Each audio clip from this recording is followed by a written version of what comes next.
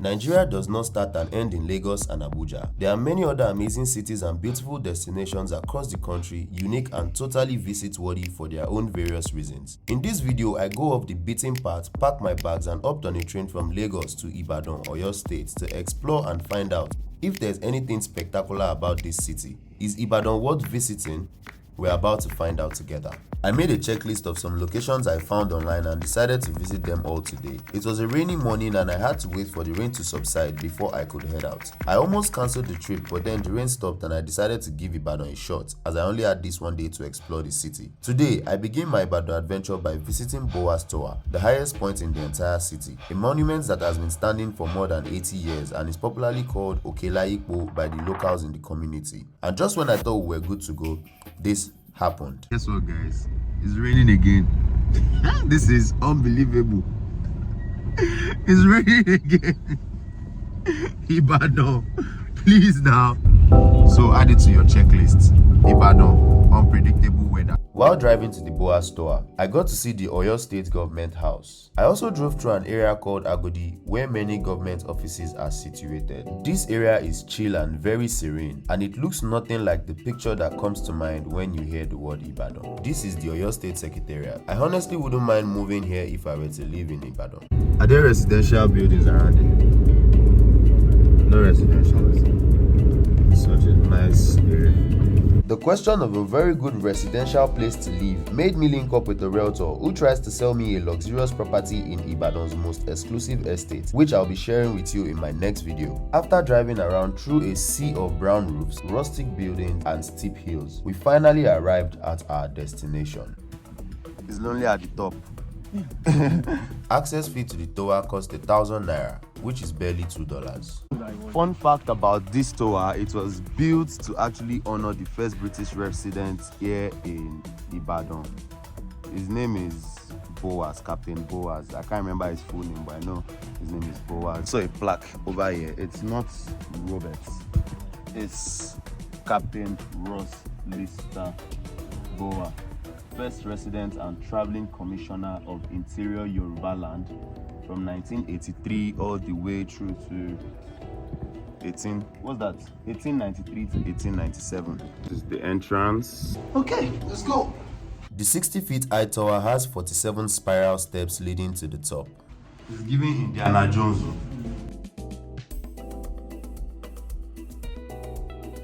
Wow.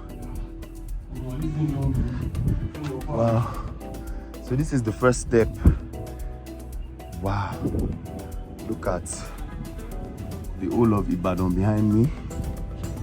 Now people started calling this place Okelaikpo. Okay means hill, hilltop, top, up, whatever. And Laikpo, Yipo means to go round. So you can see that from here you can actually go 360 around this place looking at the whole city. So that's where the name Laikpo came from. From here I can see the stadium. I think that's the Adama Singba Stadium.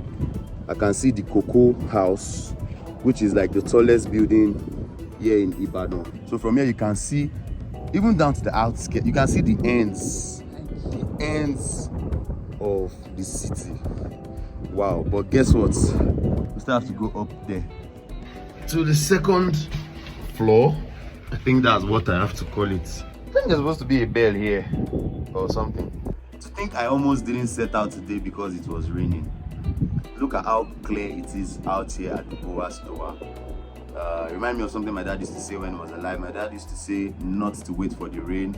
If you have to get to work, if you have something to do, and this clouds it's cloudy and you feel like, oh, it's about to rain, when the weather forecast is telling you it's going to rain, just pick yourself up and get out, because when you are waiting for the rain, you probably will get nothing done. So going down the exits, so this is where you go down. That's where we came up from, and this is the way down.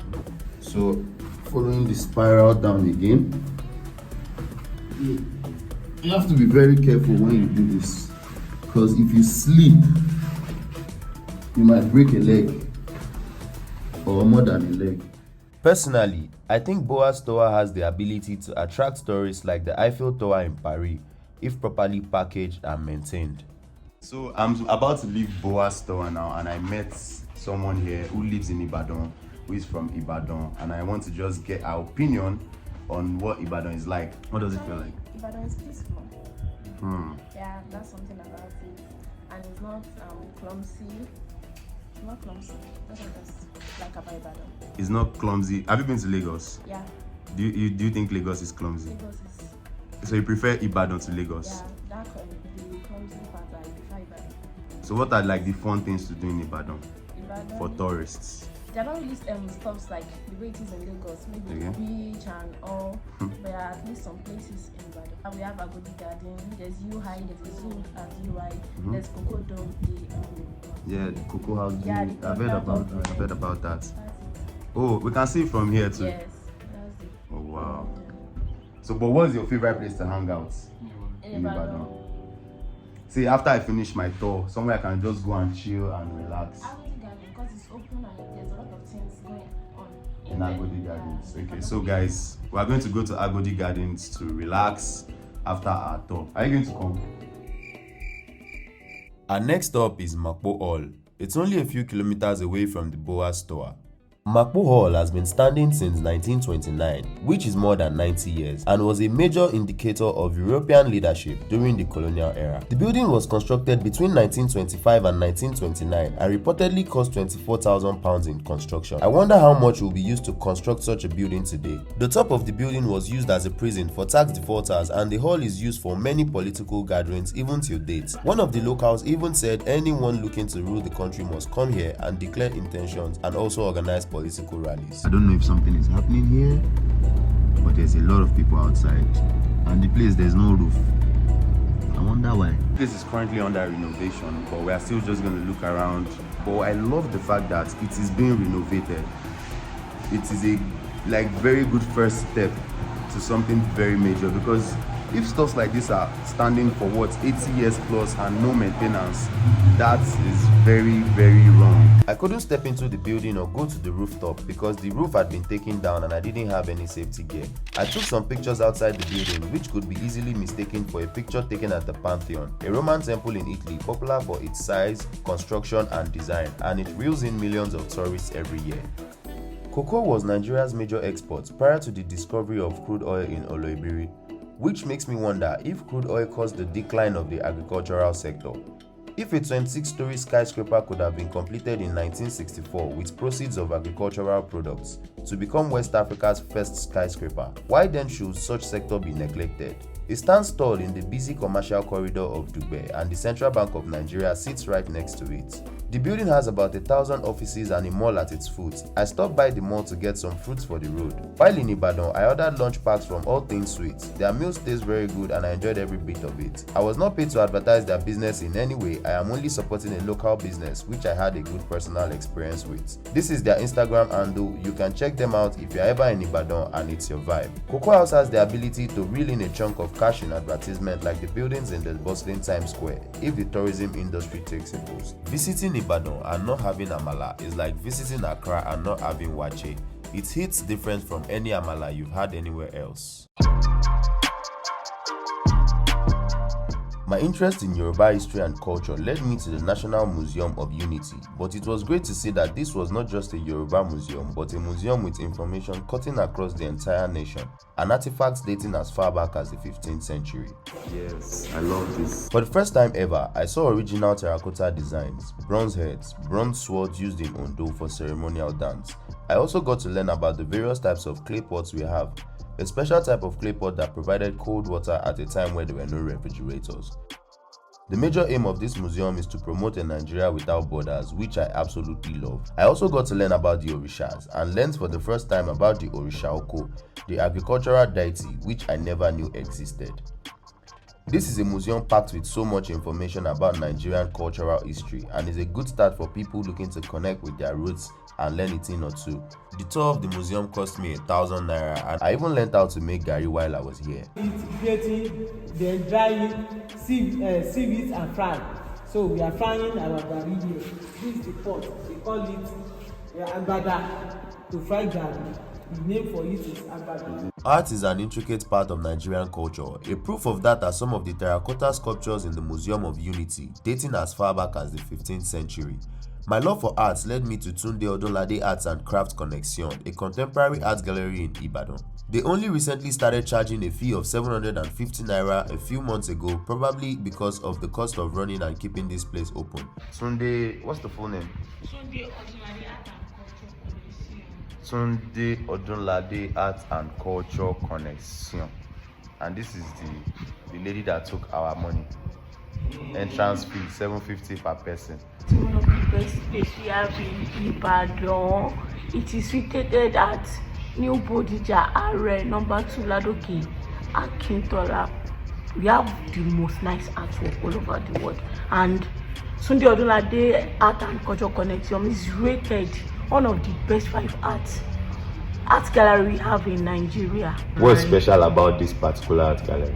Around that February, we do a program with National Museum of Unity, Ibadan, Global Africa History Month. So you can visit the museum and visit here.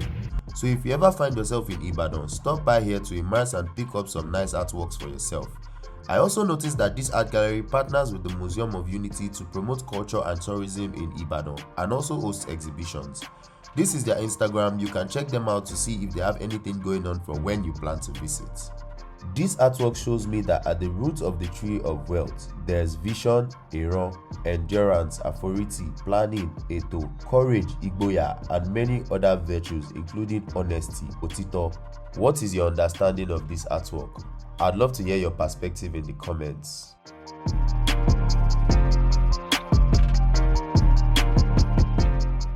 This particular artwork caught my attention, and I've been staring at it for a very long time. Like, what does this artwork mean to you? Leave a comment. I had quite a time in here and took some fire pictures as well. The art gallery is such good vibes and very camera friendly. My body here almost didn't want to leave. Ebuka, let's go home. Do you want to be living in the art gallery now?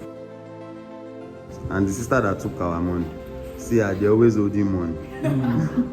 From journeying to the climax of the highest point in the entire city to visiting the magnificent structure of historic importance that has been standing for almost a century, to looking into the skies to catch a glimpse of the top of the record-breaking and iconic Cocoa House, eating the signature AMALA and learning about Nigerian history and culture, Ibadan is a cultural heritage that has been preserved amidst modernization and will continue for many years to come. All of this in addition to Ibadan being a city filled with highly spirited and friendly individuals. Now tell me, is Ibadan not worth visiting?